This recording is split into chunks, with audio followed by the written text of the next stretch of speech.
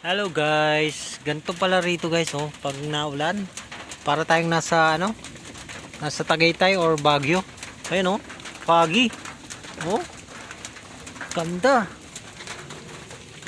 Yan, ikot ko muna kayo para makita nyo. Yan guys, oh.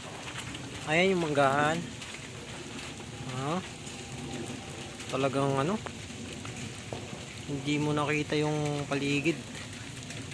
Yung sa baba hindi na natin kita. Ito yung kubo ko. Tingnan natin yung itsura nya pag nandito tayo sa taas. At ayan guys, oh. Yan, diba? Parang nasa Tagaytay. Yan, ganda. Ang ganda guys, oh. Yan, palibot nya, oh.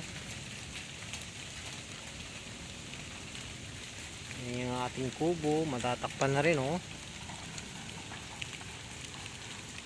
So guys, oh, ganyan kaganda rito.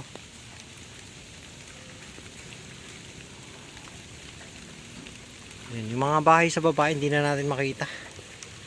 See, ayan nga. So, yung ating kubo, kitang-kita pa rin natin. Ayan, habang gumagawa ko nito, pinapatag ko siya. Hanggang dito ko yung gagawin guys. Yan, para magandang tingnan. Patag na patag talaga. Yan.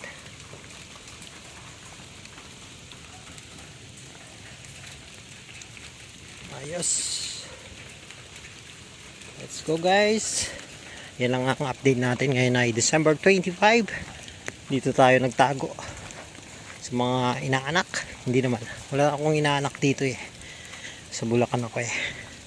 Yan guys, ganyang kagandang view. Hanggang sa muli, bye bye.